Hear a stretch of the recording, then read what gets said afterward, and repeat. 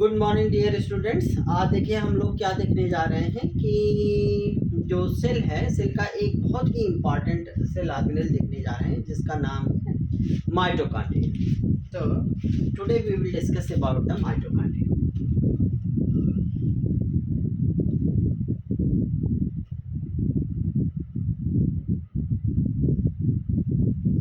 देखिए, जो माइटोकॉन्ड्रिया है वह एक ऐसा सेल ऑर्गेनेल है जो केवल यूकैरियोटिक सेल में ही पाया जाता है। प्रोकैरियोटिक सेल में माइटोकॉन्ड्रिया नहीं पाया जाता। जो माइटोकॉन्ड्रिया है वो कैसा होता है? डबल मेम्ब्रेन सेल ऑर्गेनेल, यानी कि दोहरी चिल्ली वाला होता है माइटोकॉन्ड्रिया। जैसे हम अगर कहें कि ये माइटोकॉन्ड्रिया है तो एक ये इसकी आउटर मेम्ब्रेन होती है और ये इसकी inner membrane. This is the mitochondria.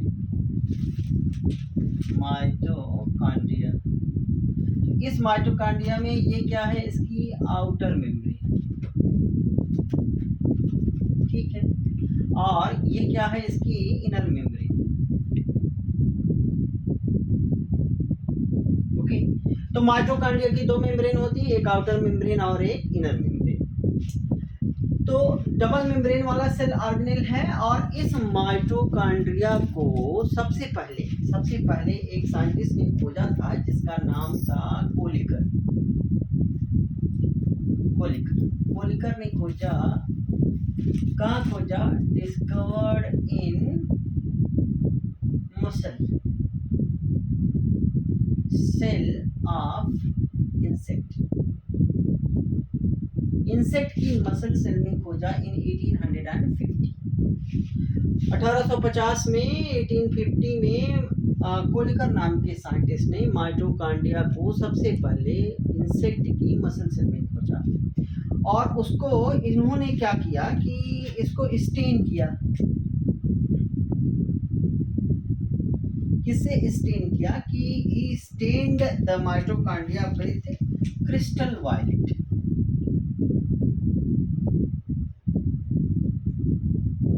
Crystal violet क्या स्टेन है? एक स्टेन है। जैसे देखिए हमारे कपड़े का रंग जैसे पिंक कलर का है, किसी का काले रंग का है, किसी का और किसी रंग का है, अलग अलग रंग होते हैं। तो कपड़ों को कलर करने के लिए डाई यूज की जाती है जिससे कपड़ों को अलग अलग रंग देती है। उसी तरीके से प्लांट हो या एनिमल सेल हो, उसको कलर करने के लिए, स्टेन करने के लिए अलग अलग स्टेन आते हैं, डाई आती है। Stain we use the word stain we use in the biological sense. तो जो स्टेन, जैसे आपने प्लांट सेल को हम कलर करते हैं किससे? सैफरनीन से करते हैं।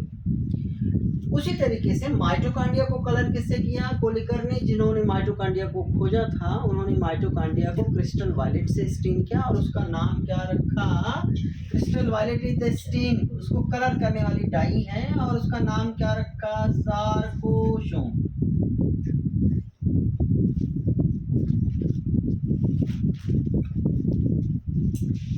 ठीक है, तो माइटोकॉन्ड्रिया को सबसे पहले कोलिकर ने खोजा इंसेक्ट की मसल सेल में, सार्कोसोम नाम रखा। लेकिन कुछ और नाम रखे गए माइटोकॉन्ड्रिया के, जैसे कि फ्लेमिंग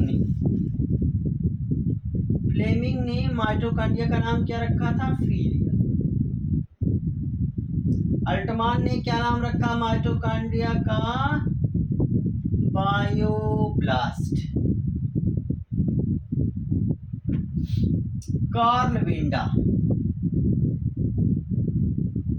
कार्ल बेंडा ने इसका नाम क्या रखा? माइटोकॉन्ड्रिया। ठीक, तो एक्चुअली ये नाम याद रखना है। इसी को सी बेंडा भी कभी कभी कहते हैं ब्रीफ में, सी बेंडा और कार्ल बेंडा। इसने इसका नाम क्या रखा था? माइटोकॉन्ड्रिया का नाम माइटोकॉन्ड्रिया किसने रखा था? तो actually that was the C Benda. तो एक चीज हमने कहा कि जो माइटोकॉन्ड्रिया है वह यूकैरियोटिक सेल में ही पाई जाती है। दोहरी छिल्ली वाली, दोहरी परत वाली एक सेल ऑर्गेनेल है, कोशिकांग है। और इस माइटोकॉन्ड्रिया को फर्स्ट ऑफ ऑल किसने डिस्कवर किया था? कोलिकर ने क्रिस्टल वायलेट से स्टेन किया और उसका नाम क्या रखा था? सार्कोसोम। देखिए, माइटोकॉन्ड्रिया ऑप्टिकल माइक्रोस्कोप में प्रकाश वाली सूक्ष्मदर्शी में हमें दिखती है, लेकिन जब उसको किसी पर्टिकुलर स्टेन से स्टेन किया जाए तभी दिखती है, अदरवाइज वो दिखती नहीं। तो माइटोकॉन्ड्रिया की कुछ डिस्कवरी कैसे हुई थी, बाकी सारी चीज़ें ये चीज़ हमने देखी। इसके बाद हम माइटोकॉन्ड्रिया के बाकी स्ट्रक्चर को देखते हैं कि एक्चुअली माइटोकॉन्ड्रिया के बाकी जो कंपोनेंट होते हैं किस तरीके से होते हैं और क्या है इसकी इम्पोर्टेंस।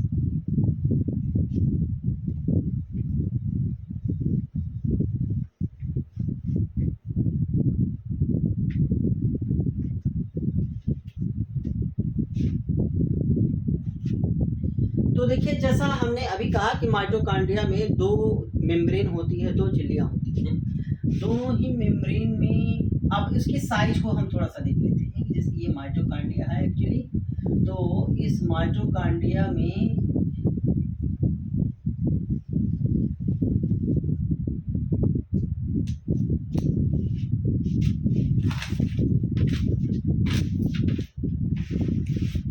जो माइटोकॉन्ड्रिया की ये डायामीटर है, this is the diameter.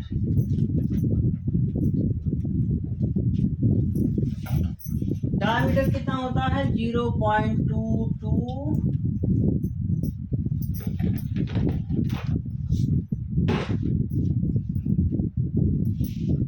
1 micrometer.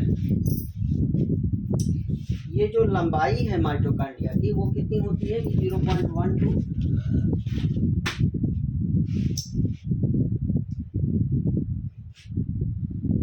1 micrometer. और जो इसकी लंबाई है, लेंथ है माइटोकॉन्ड्रिया की, वो कितनी है कि दैट इज 1 to 4.1 माइक्रोमीटर, ये इसकी लंबाई है। देखिए, जो इसका डायमीटर है 0.22 और एवरेज जो होता है that is 0.5 micrometre, this is the average. देखिए, इसको बताना इसलिए ज़रूरी है because these data are given in the NCERT, क्योंकि एनसीईआरटी ने इसको मेंशन करके रखा हुआ है कि इसका जो डायमीटर है वो 0.22 1 माइक्रोमीटर होता है, एवरेज 0.5 माइक्रोमीटर होता है, लेंथ जो होती है दैट इज 1.02 4.1 माइक्रोमीटर माइटोकॉन्ड्रिया का होता है। इसीलिए इसको याद रखना बहुत ज़रूरी है। हो सकता है कि कॉम्पिटिटिव एग्जाम में आपसे पूछ लिया जाए कि माइटोकॉन्ड्रिया का डाया लंबाई चौड़ाई कितनी है, तो this data has been given in the NCERT, इसलिए जरूरी। दूसरी चीज कि जो ये माइटोकॉन्ड्रिया होती है इसकी दो मेम्ब्रेन होती है, तो जो इसकी बाहर वाली झिल्ली है आउटर मेम्ब्रेन, जो आउटर मेम्ब्रेन होती है वो थोड़ा सा पोरस होती है और स्मूथ होती है, और जो इनर मेम्ब्रेन है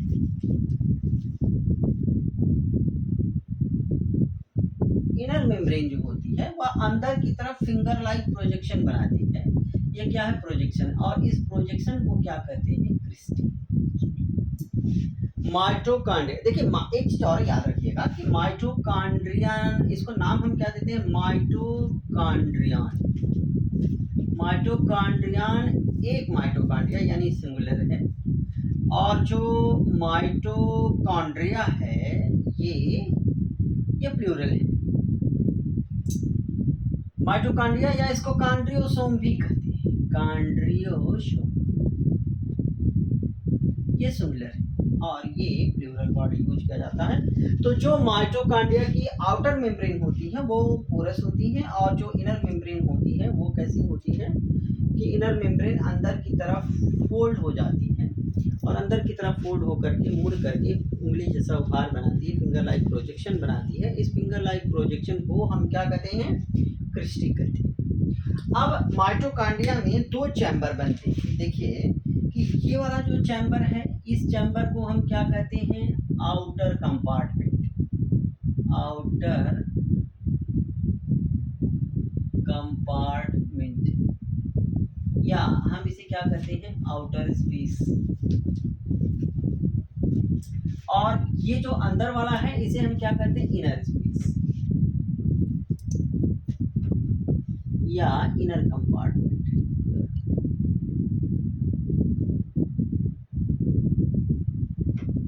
ठीक, तो अब इसके अंदर इसमें भी एक लिक्विड भरा रहता है, इसमें भी एक लिक्विड रहता है और इसके अपने एंजाइम होते हैं। आउटर चैम्बर में भी कुछ एंजाइम रहते हैं और माइटोकॉन्ड्रिया का अंदर जो लिक्विड भरा रहता है, इसके अंदर जो लिक्विड है उसे क्या कहते हैं, matrix.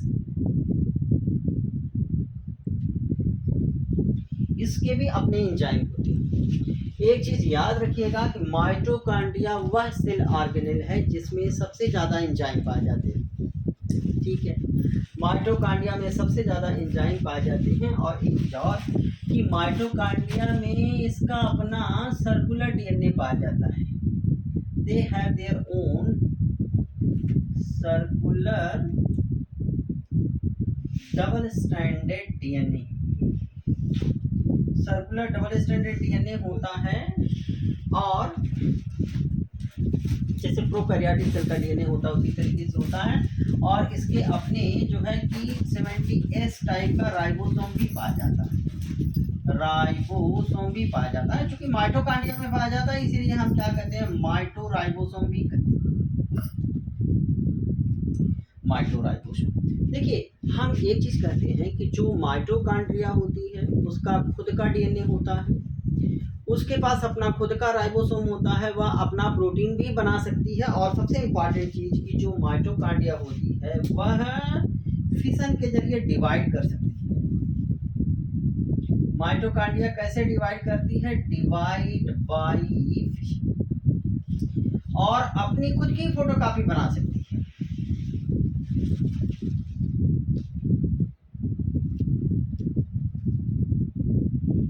Produce its own copy, यानी कि माइटोकॉन्ड्रिया जो होती है वह फिशन के जरिए डिवाइड करके अपनी नई कॉपी, अपनी नई रिप्लिका, अपनी जैसी नई माइटोकॉन्ड्रिया बना सकती है।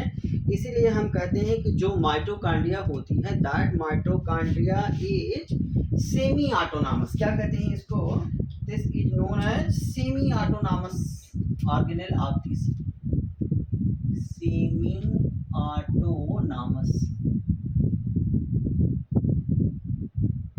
Cell organelle. माइटोकॉन्ड्रिया को क्या कहा जाता है, सेमी ऑटोनॉमस सेल ऑर्गेनेल कहा जाता है। देखिए, क्यों कहते हैं माइटोकॉन्ड्रिया को सेमी ऑटोनॉमस ऑर्गेनेल, क्योंकि उसका खुद का डीएनए होता है और उसके पास अपने राइबोसोम होता है जिसके जरिए वो अपना प्रोटीन बना सकते हैं। That's why mitochondria is known as what, semi autonomous organelle of the cell.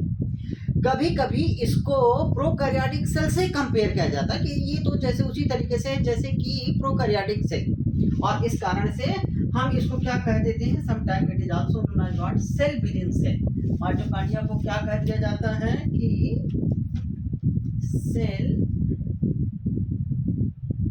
Within cell.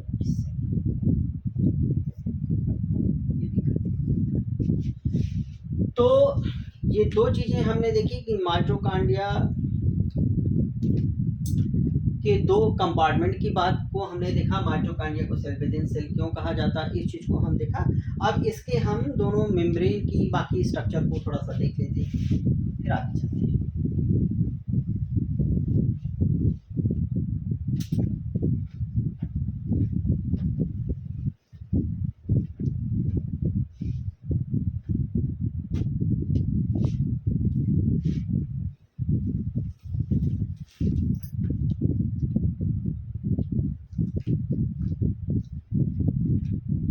देखिए एक बार फिर से, ये इनर मेम्ब्रेन है,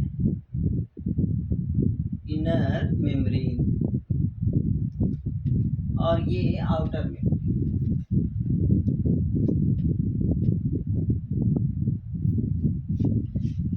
जो माइटोकॉन्ड्रिया की जो ये आउटर चैम्बर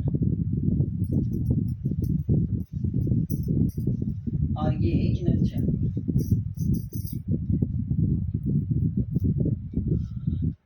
हम कहते हैं कि जो आउटर चैम्बर को, इस आउटर मेम्ब्रेन को, जो आउटर चैम्बर है इसे और क्या कहते हैं, पेरी माइटोकॉन्ड्रियल स्पेस,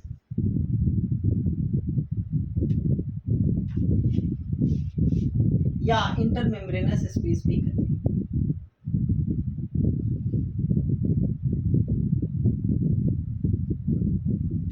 इसको इंटरमेम्ब्रेनस स्पेस भी कहा जाता है।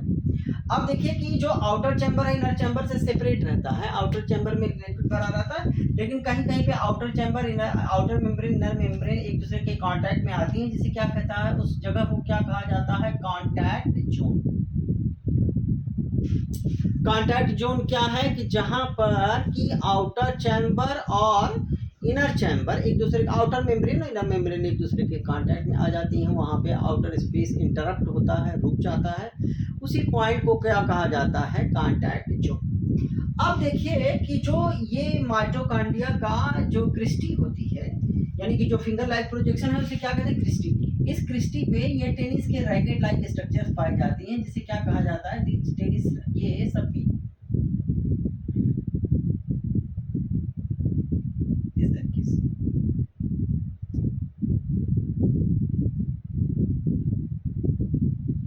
इस स्ट्रक्चर को क्या कहा जाता है, इस तरीके की स्ट्रक्चर होती है ये, इस तरीके से।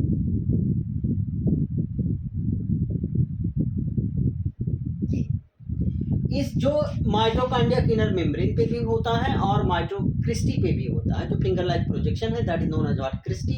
उस क्रिस्टी पे टेनिस के रैकेट लाइक स्ट्रक्चर पाई जाती है, इसको हम क्या कहते हैं, this is known as F1 particle, F1 particle, या इसे हम क्या कहते हैं, it is also known as what, oxysome, oxysome कहते हैं। इस ऑक्सीसोम या F1 पार्टिकल का ये हिस्सा क्या कहा जाता है, बेस। इस हिस्से को क्या कहते हैं, स्टॉक, और this one is known as what, head. तो एक्चुअली जो ये F1 पार्टिकल है वह एक एंजाइम की तरह काम करता है। इस हिस्से को हम कहते हैं F0, F0, और इस हिस्से को क्या कहते हैं, F1। तो एक्चुअली जैसे मान लीजिए कि ये माइटोकॉन्ड्रिया की आउटर मेम्ब्रेन है, ये इनर मेम्ब्रेन है, तो ये मैट्रिक्स है, suppose that this is the matrix.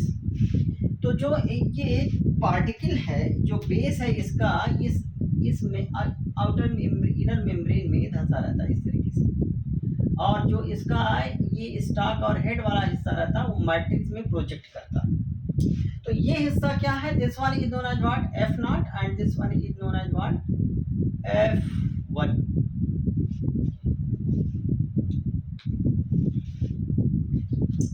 ये जो ऑक्सीसोम है ये एक्चुअली एक एंजाइम की तरह काम करता है, कि this one is functioning as an enzyme. देखिए, तो ये जो ऑक्सीसोम है ये एटीपीएज एंजाइम की तरह काम करता है, एटीपीएज एंजाइम। कौन, ये F1 पार्टिकल, F1 जो है एटीपीएज एंजाइम की तरह काम करता है। इसके दो कंपोनेंट हो गए, एक F0 और एक क्या हो गया, F1। तो जो F0 है वो कहाँ रहता है, माइटोकॉन्ड्रिया इनर मेम्ब्रेन में धंसा हुआ है। देख लीजिए, ये माइटोकॉन्ड्रिया इनर मेम्ब्रेन है, ये आउटर मेम्ब्रेन है, और ये जो स्पेस है ये क्या है, कि this one is inter membrane space, inter membrane space. तो अब हम कहते हैं कि ये जो F0 होता है वो क्या करता है, कि ये प्रोटॉन चैनल की तरह काम करता है, प्रोटॉन चैनल, और ये एटीपी की सिंथेसिस में मदद करता है, एटीपी की सिंथेसिस में। तो एक्चुअली जो देखिए कि जब माइटोकॉन्ड्रिया में एटीपी की सिंथेसिस होती है तो हम उसे क्या कहते हैं, कि जब माइटोकॉन्ड्रिया में भी, देखिए दो चीज़ें याद रखनी हैं, फोटोसिंथेसिस वाले टॉपिक में हम लोग डिस्कस करेंगे कि एक्चुअली माइटोकॉन्ड्रिया में भी एटीपी बनती है, क्लोरोप्लास्ट में भी एटीपी बनता है। जब माइटोकॉन्ड्रिया में एटीपी बनती है तो हम उसे क्या कहते हैं, ऑक्सीडेटिव फास्फोराइलेज। तो वो जो एटीपी बनती है माइटोकॉन्ड्रिया में वो एक्चुअली एक प्रोटॉन ग्रेडियंट बनने के कारण बनती है। तो जो प्रोटॉन ग्रेडियंट बनता है इसमें बनता है, और इसमें से जो प्रोटॉन होते हैं H+, वो यहाँ पे जाते हैं, इसी प्रोटॉन को ये ट्रांसपोर्ट करने के लिए चैनल की तरह काम करता है, और जो हेड होता है this function as a site of ATP synthesis. ठीक है, इसलिए कहा जाता है कि जो ऑक्सीसोम होता है वह एटीपी सिंथेसिस की एक साइट की तरह कार्य करता है। तो हमने एक चीज कही कि जो माइटोकॉन्ड्रिया की जो फिंगर लाइक प्रोजेक्शन है that is known as what, F cristae. उस क्रिस्टी पे टेनिस के रैकेट लाइक स्ट्रक्चर्स हैं, जैसे जिसे हम क्या कहते हैं, ऑक्सीसोम या F1 पार्टिकल कहते हैं। वो एक्चुअली उसके दो कंपोनेंट होते हैं, एक उसका बेस वाला हिस्सा F not, F0 and F0 जो होता है माइटोकॉन्ड्रिया के इनर मेम्ब्रेन में धंसा रहता है, जबकि जो उसका बाहरी हिस्सा है, जो हेड वाला रीजन है, that is projected inside the matrix. और जो हेड ये स्टाक और बेस है, ये प्रोटॉन चैनल की तरह काम करता है, प्रोटॉन को पंप करता है टुवर्ड्स द मैट्रिक्स। और जब प्रोटॉन इधर जाता है, मैट्रिक्स की तरफ जाता है, तो हेड वाला रीजन, ये हेड वाला हिस्सा क्या है, ये हेड वाला हिस्सा एडीपी और इनऑर्गेनिक फॉस्फेट को जोड़ करके क्या बना देता है, एटीपी सिंथेसाइज कर देता है। ठीक है, तो हम इसीलिए कहते हैं कि ये ऑक्सीसोम इज एक्चुअली, ऑक्सीसोम या अपन पार्टिकल क्या करता है कि that function as a site for the, ये एटीपी की सिंथेसिस में मदद करता है।